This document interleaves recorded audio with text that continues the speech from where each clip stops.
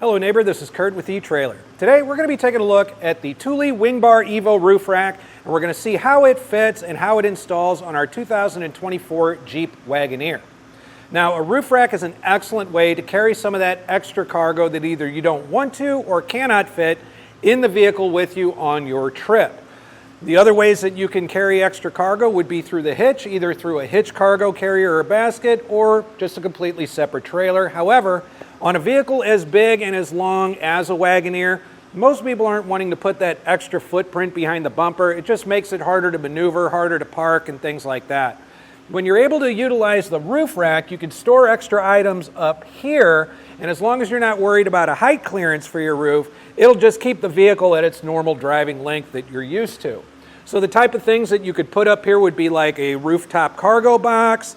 You can carry a kayak up on your roof rack, bike racks. There are all sorts of accessories that can go up here, even things like an awning that you could put on your Wagoneer in case you're out somewhere, picnic, somewhere for the day and it's hot and you want to create some shade.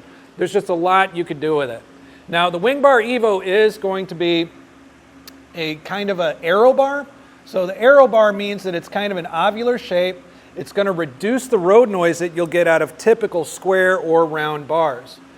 It can be used with clamp-mounted accessories, or you can access a T-track at the top through the end cap here to allow you to mount T-slotted accessories.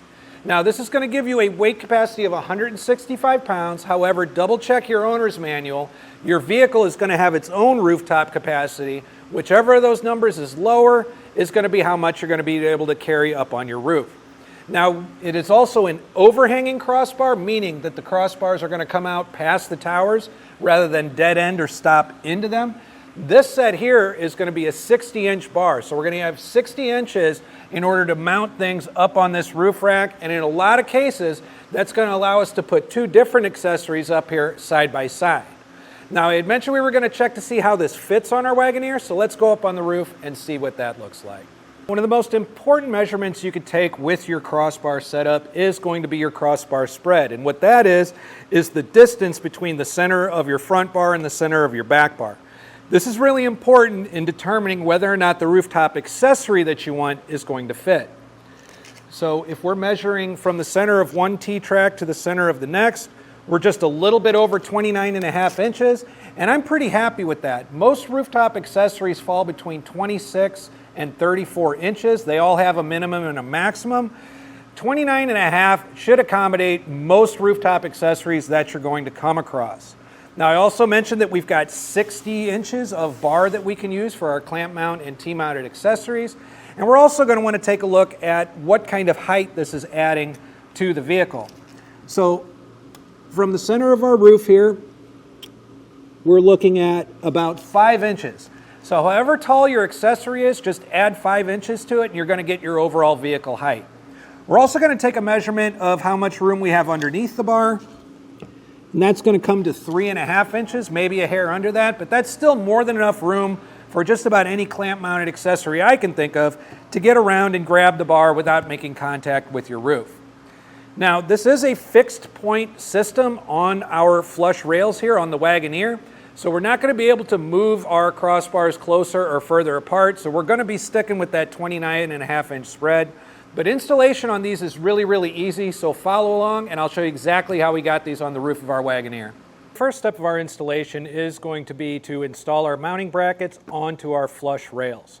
There are 3 fixed points that those can go in. There's a set all the way to the rear, one in the middle that's right above the door seam to our second row, and one toward the front of our second row here.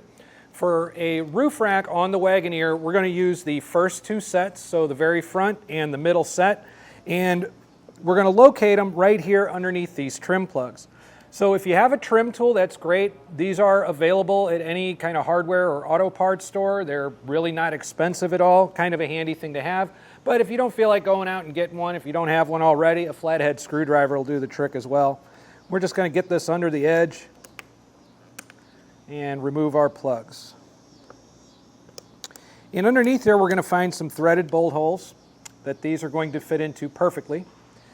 So at this point, we'll take our bracket It does have, though, this kind of L shape to it. We want to make sure that our rail ends up under this bit here. So we're just going to put it right on up to that bolt hole. And I'm going to start just kind of starting these bolts by hand. Now, the bolt holes in the bracket are an ovular shape, so they could be shifted a little bit further and back, further up and further back. On this second crossbar that I'm putting in now, I'm going to set them all the way back as far as I can. On the front crossbar, we're setting them all the way forward. This is just to make sure that we get the maximum crossbar spread that we're allowed to, because with fixed mounting points like this, we're not going to be able to change how far or how close apart our bars are. And once we get these, hand threaded in to be fitting pretty snug, make sure I move the bracket all the way to the back before completely tightening it down. It is a little bit of a close fit up here. You do have the provided L tool, but I think it's a good idea to get them hand tightened as much as you can first. That way you don't have to fight with the rotation on this all the time. So when constructing our towers, our parts are actually labeled for us in the order which they go on. So thank you, Thule, for that. We're going to see these parts marked A, B, and C. So again, just to help us out getting it on there, we're going to take our tower, we're going to take part A here, we're going to slide the bolt through the hole. These two tabs are going to go in these slots right here. It'll go in just like that. Now we'll just turn it over and we're going to take part B, which is going to be this rubber foot pad. We're going to make sure that the back part of our bracket goes around just like that, and we're just going to press this down into place. Just make sure it gets all the way in, all the way around all these edges. It goes on fairly easy. So with that done, we're going to go to part C. Part C, we're going to use this slot here at the top, slip it through that top part of the A bracket, or the A part, and we're going to have our bolt right there, at which point we're going to take this kind of specific nut, and this is going to go in its place. We're just going to thread it on very, very lightly. As we get this up there, as this tightens down, it's going to simultaneously tighten our clamp down to our mounting bracket while also tightening our crossbar down in place through that piece there. But with that all done, we do have a tower assembled, and I could show you exactly how it goes on to our bar. So the first thing we'll do is take our crossbar, remove the end cap, and then with this bolt end facing out, we're going to use these parts here through the T-slot underneath, just like so, and replace our end cap. Now we're going to repeat this same process for the other tower on our bar. With our assembled crossbar, we're here on the roof of the Wagoneer now, and what we're going to do at this point is just kind of get them lined up over our brackets here, just like so. The idea being, we want the clamp that we assembled to go all the way around and the back portion to go through this slot in the back. We're going to make sure the front portion goes around that lip that was created, and we have our rubber pad is seated nicely going across our rail. And once we get that done on both sides, we'll work on our overhang adjustment on our crossbar.